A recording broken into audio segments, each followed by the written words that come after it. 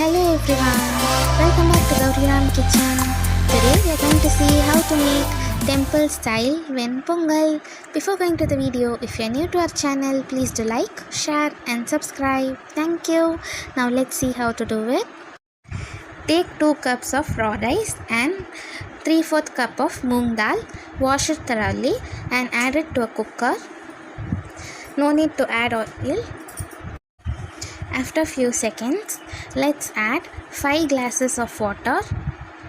After adding water, put required amount of salt and keep 3 whistles in medium flame.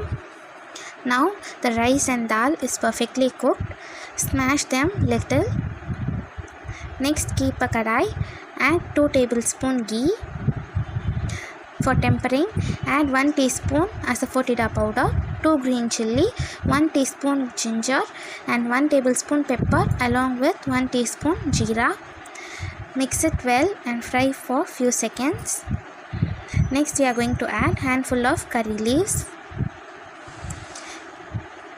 Along with that, you can add little cashews.